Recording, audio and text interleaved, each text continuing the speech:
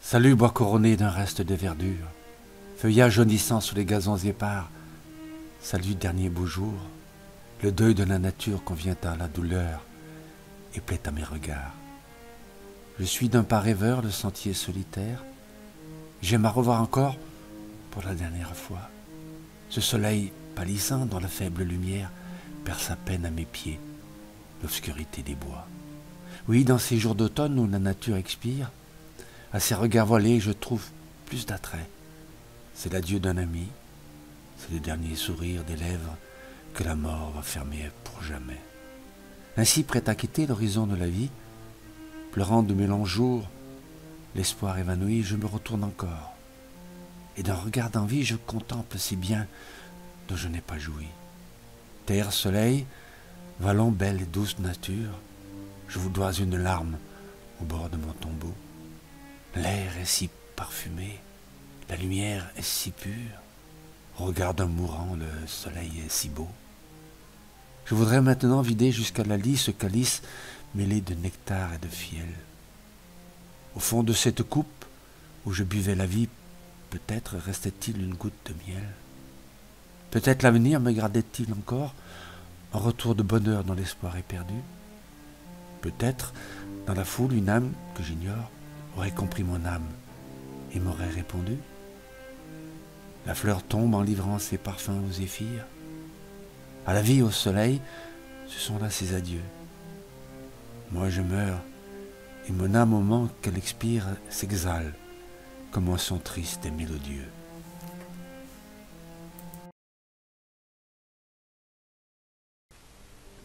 Pourquoi le prononcer ce nom de la patrie?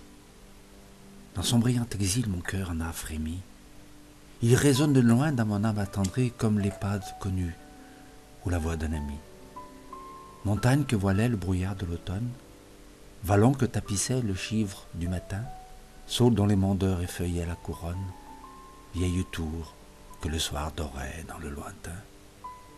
Mur noirci par les ans, coteaux, sentiers rapides, fontaine où les pasteurs accroupis tour à tour attendaient goutte à goutte une eau rare et limpide, et leur urne à la main s'entretenait du jour.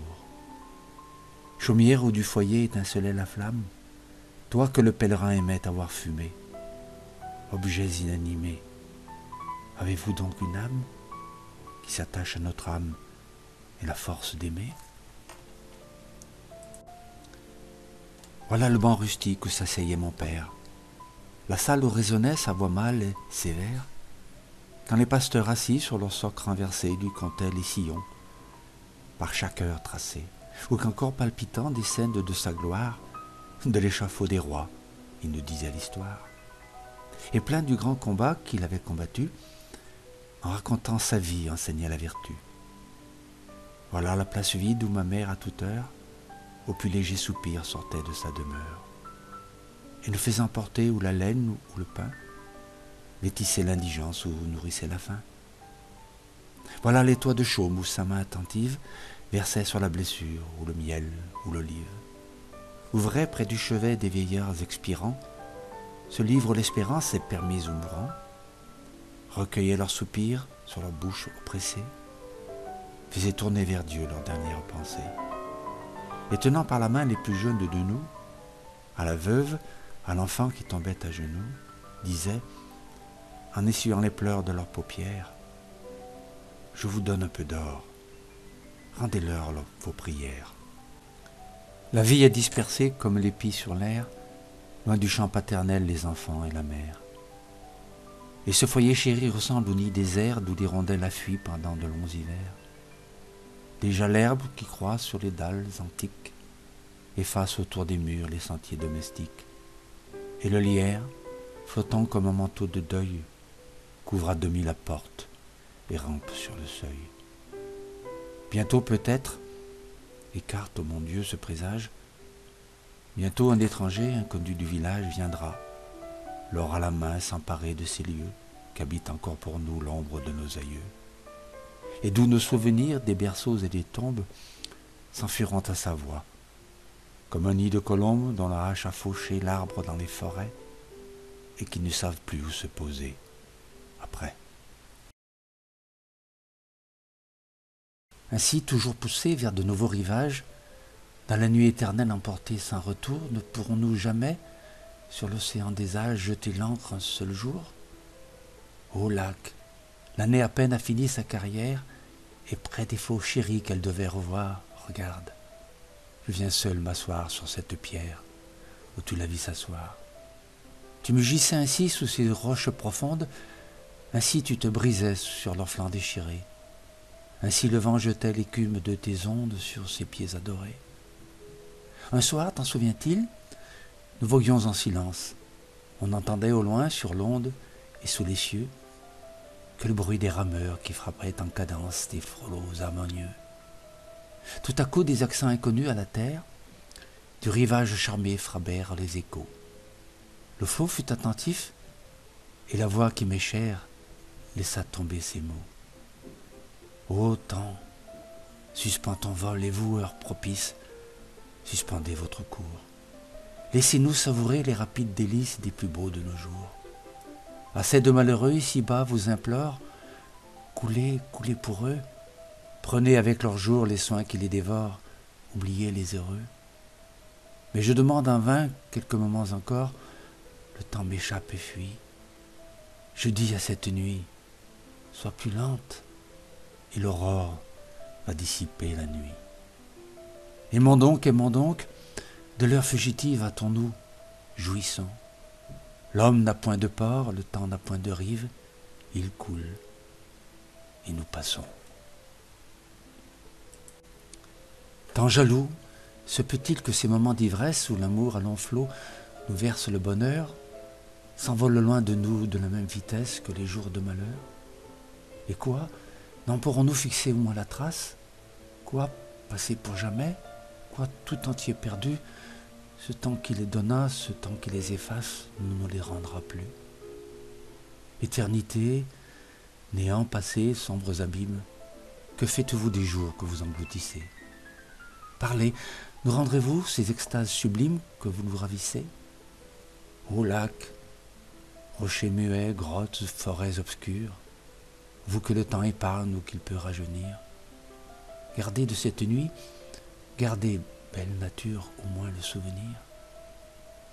Qu'il soit dans ton repos, qu'il soit dans tes orages, ô lac, et dans l'aspect de tes rayons coteaux, et dans ces noirs sapins et dans ces rocs sauvages qui pendent sur les eaux. Qu'il soit dans le séphir qui frémit et qui passe, dans les bruits de tes bords par les bords répétés, dans l'astre au fond d'argent qui blanchit ta surface de ses molles clartés. Que le vent qui gémit, le roseau qui soupire, que les parfums légers de ton air embaumé, que tout ce qu'on entend, l'on voit ou l'on respire, tout disent, ils ont aimé. Un baiser sur mon front, un baiser même en rêve, mais de mon front pensif, le frais baiser s'enfuit. Mais de mes jours taris, l'été n'a plus de sève, mais l'aurore jamais embrassera la nuit. Elle rêvait sans doute aussi que son haleine me rendait les climats de mes jeunes saisons, que la neige fondait sur une tête humaine et que la fleur de l'âme avait deux floraisons. Elle rêvait sans doute aussi que sur ma joue, mes cheveux, par le vent écarté de mes yeux, pareil au jet flottant que sa tête secoue, noyaient ses doigts distraits dans leur flacon soyeux. Elle rêvait sans doute aussi que l'innocence gardait contre un désir ses roses et ses lys, que j'étais Jocelyn et qu'elle était Laurence, que la vallée en fleurs nous cachait dans ses plis. Elle rêvait sans doute aussi que mon délire, en vers mélodieux, pleurait comme autrefois, que mon cœur sous sa main devenait une lyre qui dans un seul soupir accentuait deux voix. Fatale vision, tout mon être frissonne, on dirait que mon sang veut remonter son cours. Enfants, ne dites plus vos rêves à personne, et ne rêvez jamais, ou bien rêvez toujours. Je ne sens plus le poids du temps, le vol de l'heure d'une aile égale et douce en s'écoulant mes fleurs. Je voudrais chaque soir que le jour avancé fût encore au matin à peine commencé, ou plutôt que le jour naisse ou meure dans l'ombre, que le ciel du vallon soit rayonnant ou sombre, que l'alouette chante ou non à mon réveil. Mon cœur ne dépend plus d'un rayon de soleil, de la saison qui fuit, du nuage qui passe. Son bonheur est en lui, toute heure, toute place. Toute saison, tout ciel sont bons quand on est deux. Qu'importe aux cœurs unis ce qui change autour d'eux. L'un à l'autre, ils s'en font leur temps, leur ciel, leur monde. L'heure qui fuit revient plus pleine et plus féconde. Leur cœur intarissable est l'un à l'autre ouvert, l'un est au firmament qui n'est jamais couvert. Ils y plongent sans ombre, ils y lisent sans voile. Un horizon nouveau sans cesse s'y dévoile. Du mot de chaque ami, le retentissement éveille au sein de l'autre un même sentiment. La parole dont l'un révèle sa pensée, sur les lèvres de l'autre, est déjà commencée. Le geste aide le mot, l'œil explique le cœur, l'âme coule toujours et n'a plus de langueur. D'un univers nouveau, l'impression commune vibre à la fois si fond et ne fait bientôt qu'une. Dans cet autre soi-même, où tout va retentir, on se regarde vivre, on s'écoute sentir.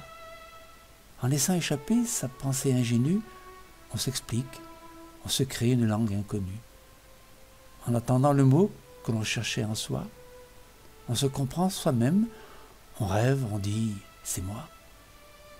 Dans sa vivante image, on trouve son emblème. On admire le monde à travers de ceux qu'on aime. Et la vie appuyant tour à tour, est un fardeau sacré qu'on porte avec amour.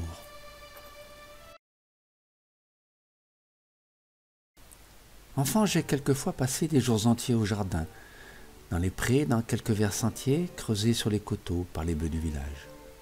Tout voilé d'aubépines et de mûres sauvages, mon chien auprès de moi, mon livre dans la main, m'arrêtant sans fatigue et marchant sans chemin, tantôt lisant, tantôt écorçant quelques tiges, suivant d'un œil distrait l'insecte qui voltige, l'eau qui coule au soleil en petits diamants, ou l'oreille clouée à des bourdonnements, puis choisissant un gîte, à l'abri d'une haie, comme un lièvre tapi, qu'un aboiement effraie, ou couché dans le pré, dont les gramènes en fleurs me noyaient dans un lit de mystère et d'odeur, et recourbaient sur moi des rideaux d'ombre obscurs.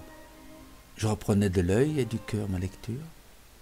C'étaient quelques poètes au sympathique accent qui réveillent à l'esprit ce que le cœur pressent. Hommes prédestinés, mystérieuse vie dont tous les sentiments coulent en mélodie, que l'on aime apporter avec soi dans les bois, comme on aime un écho qui répond à nos voix. Ou bien c'était encore quelque touchante histoire d'amour et de malheur, triste et bien dur à croire. Virginie arrachée à son frère et partant, et la mère la jetant, morte au cœur qui l'attend. Je la mouillais de pleurs, et je marquais le livre. Et je fermais les yeux, et je m'écoutais vivre. Je sentais dans mon sein monter comme une mer de sentiments doux, fort tristes, amoureux, amers, d'images de la vie et de vagues pensées sur les flots de mon âme indolemment bercés, doux fantômes d'amour dont j'étais créateur, drames mystérieux et dont j'étais lecteur. Puis, comme des brouillards après une tempête, tous ces drames conçus et joués dans ma tête se brouillaient, se croisaient, l'un et l'autre s'effaçaient, mes pensées soulevées comme un flot s'affaissaient. Les gouttes se séchaient au bord de ma paupière. Mon âme transparente absorbait la lumière, et sereine et brillante, avec l'heure et le lieu, d'un élan naturel, se soulevait à Dieu. Tout finissait en lui, comme tout y commence. Et mon cœur apaisé s'y perdait en silence. Et je passais ainsi, sans m'en apercevoir, tout un long jour d'été, de l'aube jusqu'au soir, sans que la moindre chose intime, extérieure, m'en indiquât la fuite, et sans en connaître l'heure qu'au soleil qui changeait de pente dans les cieux. Au jour plus pâlissant sur mon livre, mes yeux, au serein qui des fleurs humectait les calices, car un long jour n'était qu'une heure de délices. Aux vapeurs du matin, sous les fauves ramures, que le vent automnal emplit de longs murmures, les rivaux, les deux cerfs, luttent dans les halliers. Depuis l'heure du soir où leur fureur errante les entraîna tous deux vers la biche odorante, ils se frappent l'un et l'autre à grands coups d'andouillé. Suant, fumant, en feu, quand vint l'aube incertaine, tous deux sont allés boire ensemble à la fontaine. Puis, d'un choc plus terrible, ils ont mêlé leur bois. Leurs bonds dans les taillis font le bruit de la grêle, les allaitent, ils sont fourbus, leurs jarrets grêles flageolent du frisson de leurs prochains abois. Et cependant, tranquille, et sa robe lustrée, la biche au ventre clair, la bête désirée attend. Ses jeunes dents mordent les arbrisseaux. Elle écoute passer les souffles et les râles, et tiède dans le vent, la fauve odeur des mâts d'un prompt frémissement effleure ses naseaux. Enfin, l'un des deux cerfs, celui que la nature arma trop faiblement pour la lutte future, s'abat. Le ventre ouvert, écumant et sanglant, l'œil terne, il a léché sa mâchoire brisée, et la mort vient déjà, dans l'aube et la rosée, apaiser par degrés son poitrail pantelant. Douce au destin nouveau, son âme végétale se disperse aisément dans la forêt natale. L'universelle vie accueille ses esprits.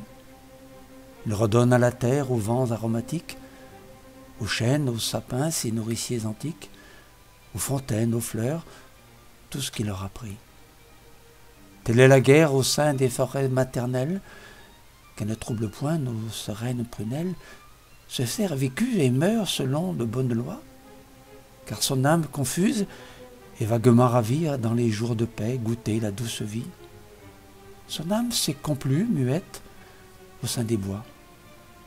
Au sein des bois sacrés, le temps coule limpide, la peur est ignorée et la mort est rapide. Aucun être vivant,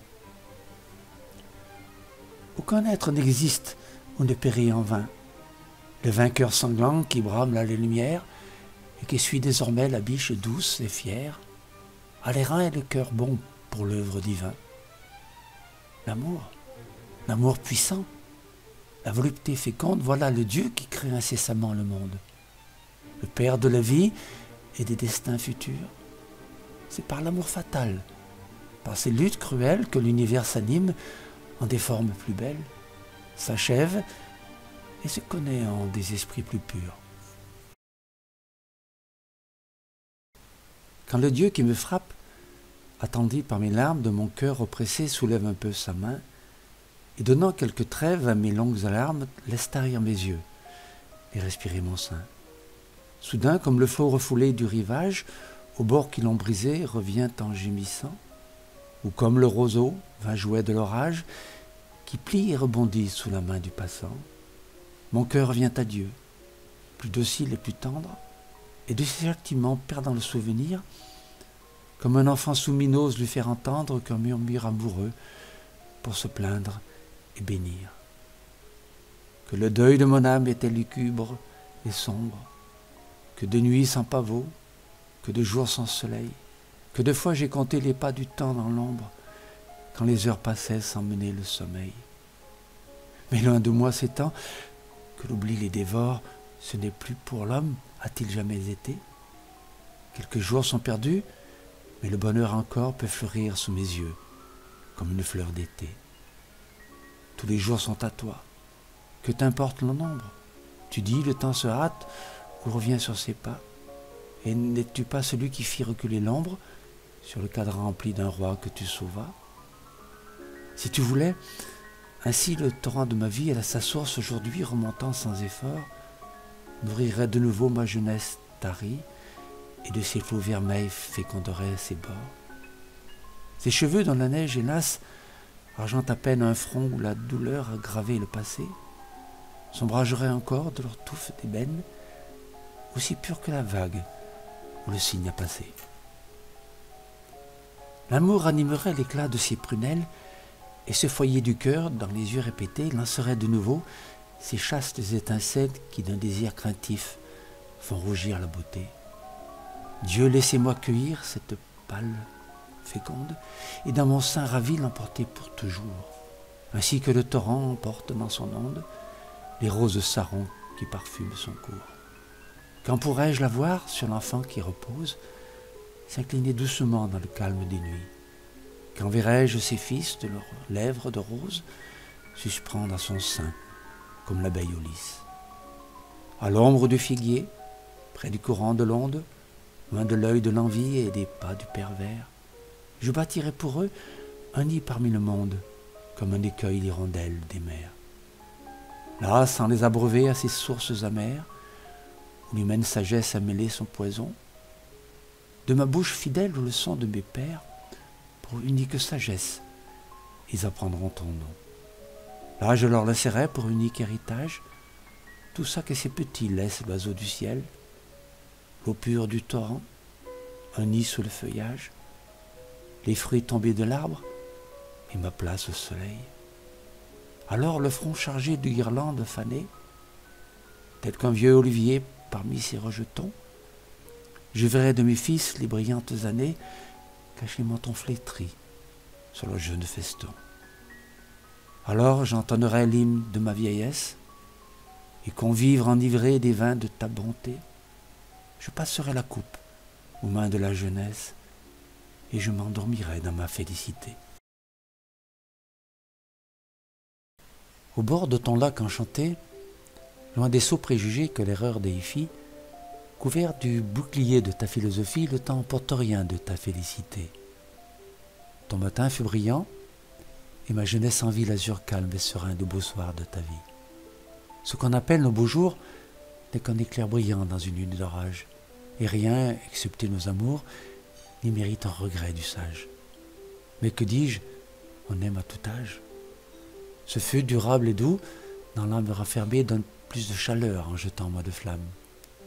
C'est le souffle divin dont tout homme est formé, il ne s'éteint qu'avec son âme.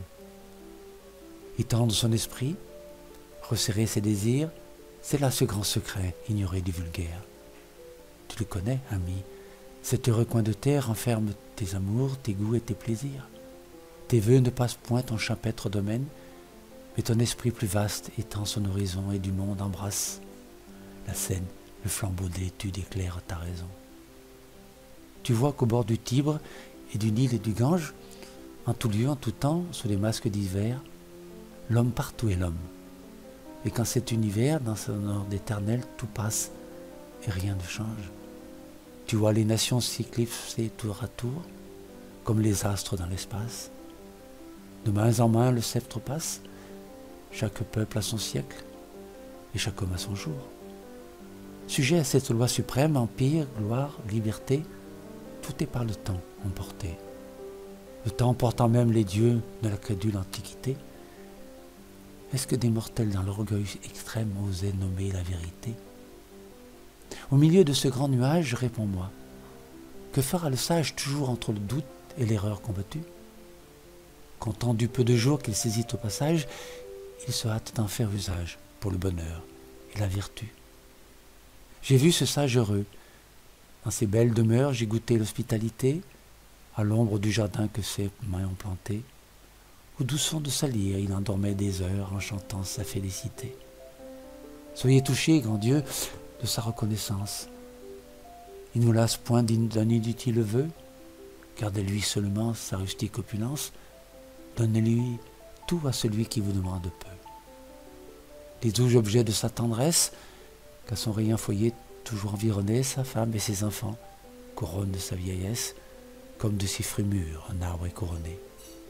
Qu'au souleur des épis de ses collines jaunissent, qu'au pied de son rocher, son lac soit toujours pur, que de ses beaux jasmins les ombres s'épaississent, que son soleil soit doux et qu'en ciel soit d'azur, et que pour l'étranger toujours ses vins mûrissent. Pour moi, loin de ce port de la félicité, hélas, par la jeunesse et l'espoir emporté, je vais tenter encore, et les flots et l'orage. Mais, ballotté par l'onde et fatigué par du vent, au pied de ton rocher sauvage, ami, je reviendrai souvent, rattaché vers le soir ma barque à ton rivage.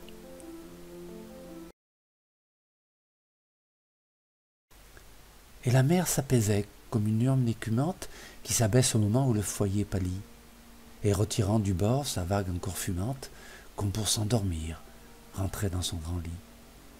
Et l'astre qui tombait de nuage en nuage suspendait sur les flots son orbe sans rayon, puis plongeait la moitié de sa sanglante image comme un navire en feu qui sombre à l'horizon. Et la moitié du ciel pâlissait, et la brise défaillait dans la voile, immobile et sans voix. Et les ombres couraient, et sur leur teinte grise, tout le ciel et l'eau s'effaçaient à la fois. Et dans mon âme, aussi pâlissant à mesure, tous les bruits d'ici-bas tombaient avec le jour. Et quelque chose en moi, comme dans la nature, pleurait, priait, souffrait, bénissait tour à tour. Et vers l'Occident seul, une porte éclatante laissait voir la lumière à flot d'or ondoyé. Et la nuit empourprée imitait une tente qui voile sans l'éteindre, un immense foyer. Et les ombres, les vents et les flots de l'abîme, vers cette arche de feu, tout paraissait courir, comme si dans la nature, et tout ce qui l'anime en perdant la lumière, avait craint de mourir. La poussière du soir y volait de la terre. L'écume à blancs flocons sur la vague flottait, et mon regard long, triste, errant, involontaire les suivait, et de pleurs sans chagrin s'humectait. Et tout disparaissait, et mon âme oppressée restait vide, et pareille à l'horizon couvert. Et puis il s'élevait une seule pensée, comme une pyramide au milieu du désert. Ô lumière, où vas-tu? Globe épuisé de flammes, nuage aquilon vague, où courez-vous? Poussière, écume, nuit, vous mes yeux, toi, mon âme, dites, si vous savez, où donc allons-nous tous? À toi, grand tout, dont l'astre et la pâle étincelle, en qui la nuit, le jour, l'esprit vont aboutir, flux et reflux divins de la vie universelle, vaste océan de l'être où tout va s'engloutir.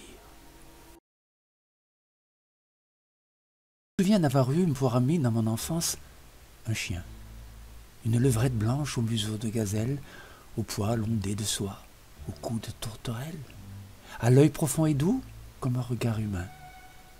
Elle n'avait jamais mangé que dans ma main, répondu qu'à ma voix, couru que sur ma trace, dormi que sur mes pieds, ni flairé que ma place. Quand je sortais tout seul, et qu'elle demeurait tout le temps que j'étais dehors, elle pleurait. Pour moi, depuis loin, aller ou reparaître, elle sautait d'un bond, au bord de ma fenêtre. Et les deux pieds collés contre les foies carreaux, regardaient tout le jour à travers les vitraux. Ou parcourait ma chambre, elle y cherchait encore la trace, l'ombre au moins du maître qu'elle adore. Le dernier vêtement dont je m'étais couvert, ma plume, mon manteau, mon livre encore ouvert. Et l'oreille dressée au vent pour mieux m'entendre, se couchant à côté, passait l'heure à m'attendre. Dès que sur l'escalier mon pas retentissait, le fidèle animal, à mon bruit, s'élançait, se jetait sur mes pieds, comme sur une proie, m'enfermait en courant dans des cercles de joie, me suivait dans la chambre, au pied de mon fauteuil, paraissant endormi, me surveillait de l'œil. Là, le son de ma voix, la plainte inachevée, ma respiration plus ou moins élevée, le moindre mouvement du pied sur le tapis, le clignement des yeux sur le livre assoupi, le froissement léger du doigt contre la page, une ombre, un vague éclair passait sur mon visage, semblait dans son sommeil passer et rejaillir, d'un contre-coup soudain la faisait tressaillir. Ma joie ou ma tristesse, en son œil retracé, n'était qu'un seul rayon d'une double pensée. Elle mourut, encore son bel œil sur le mien.